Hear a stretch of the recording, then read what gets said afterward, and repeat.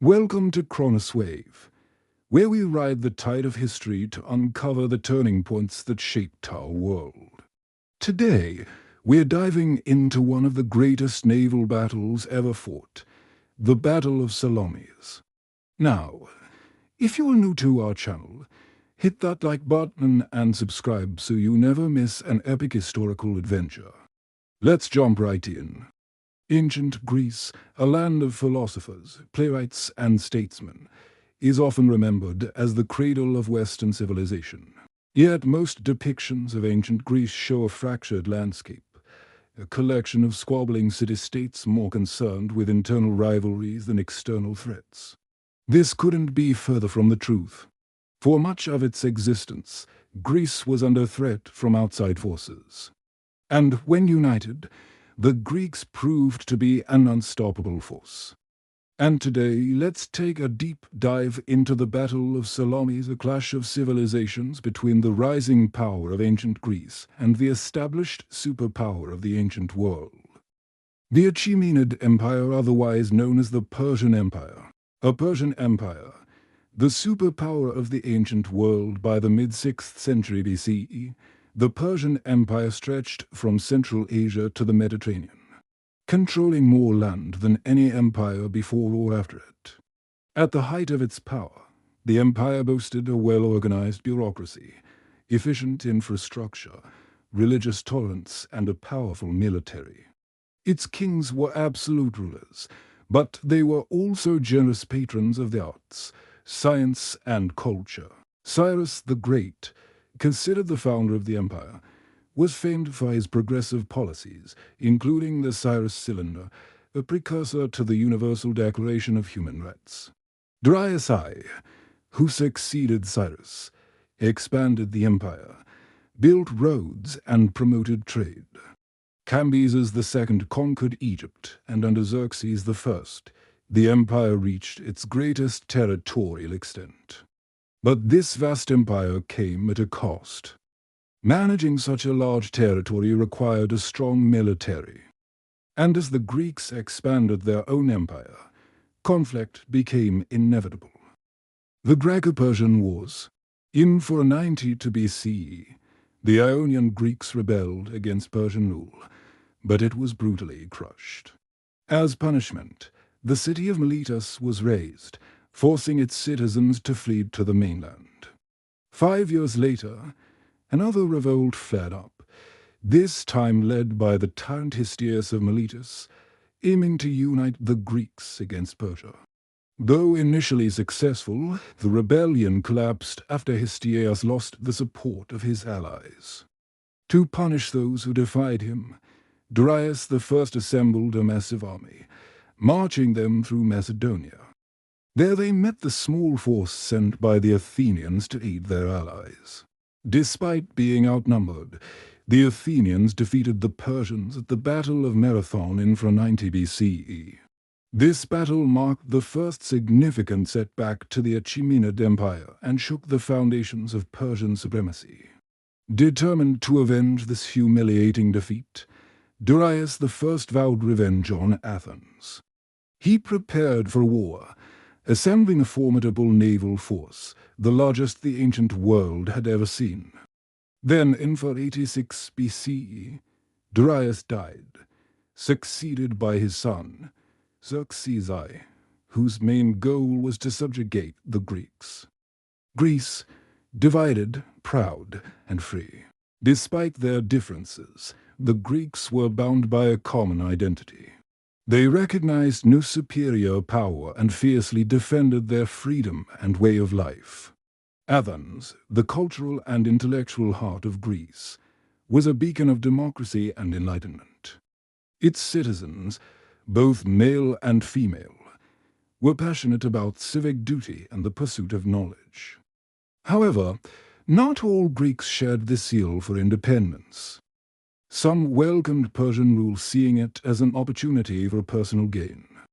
The Spartans, proud and warlike, remained suspicious of outside influence and preferred isolationism. As Xerxes assembled his forces, tensions rose across Greece.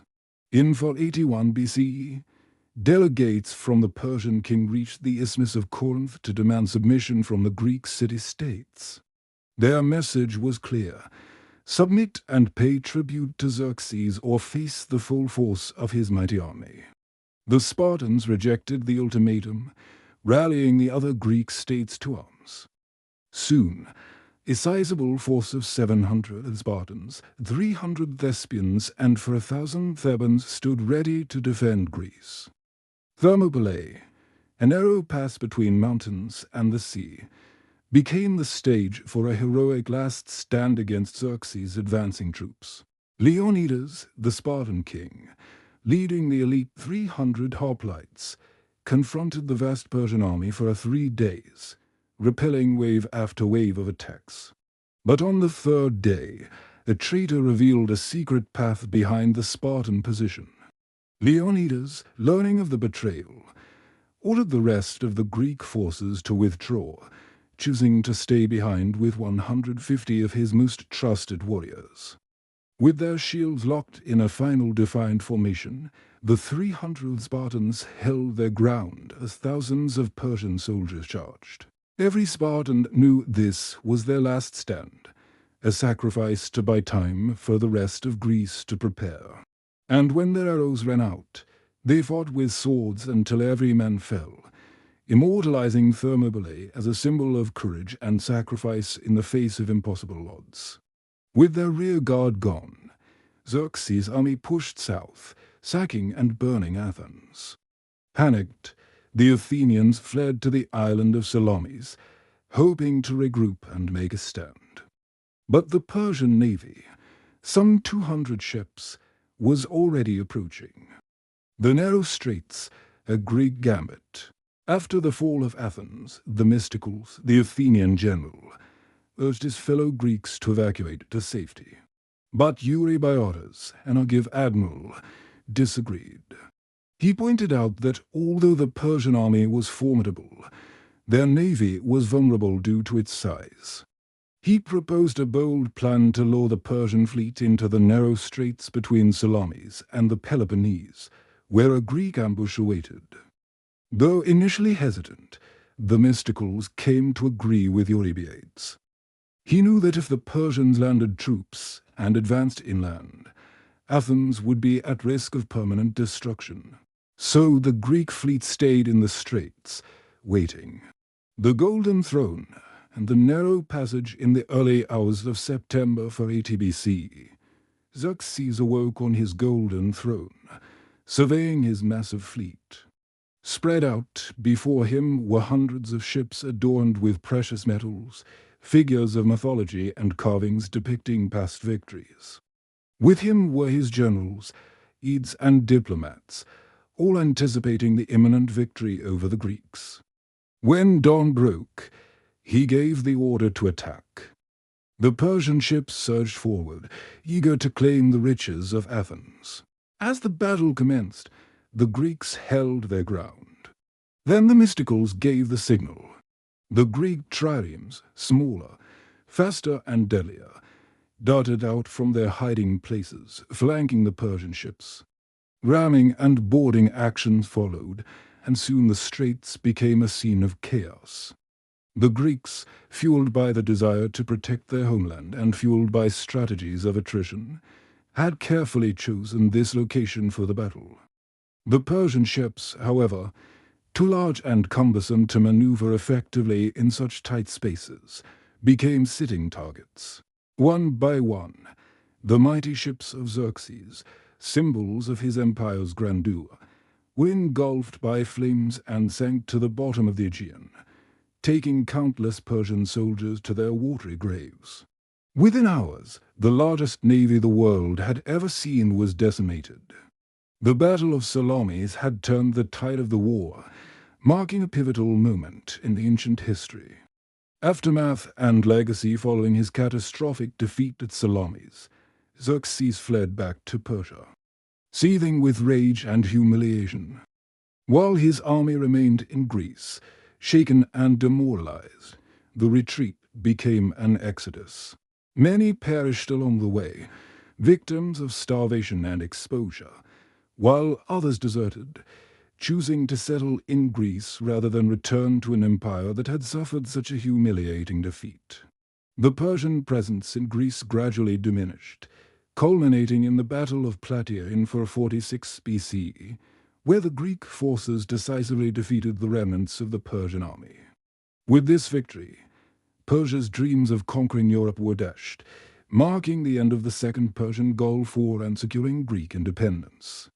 The Battle of Salamis stands as a monumental event in ancient history. It was more than just a battle. It was a testament to human courage, strategy, and the indomitable spirit of freedom. It was a clash between two worlds, each believing in its own superiority. And it was the Greeks who, despite being outnumbered and outgunned, triumphed through unity and tactical brilliance. It was a turning point not only for Greece, but for the entire ancient world.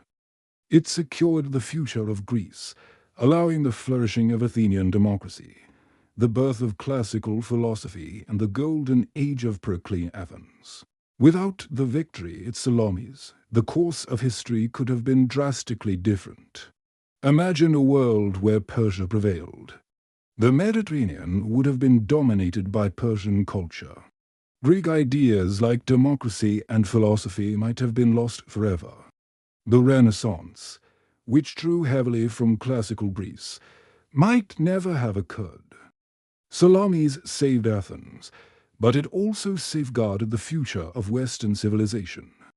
So remember the Battle of Salamis, the story of how courage, strategy, and unity can turn the tide even against impossible odds.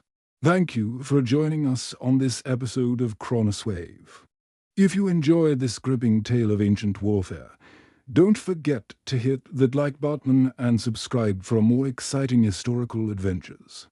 We bring you the stories that built our world, and we couldn't do it without you. Your support means everything to us. So thank you for being part of the Chronoswave family. Until next time, keep riding the tide of history.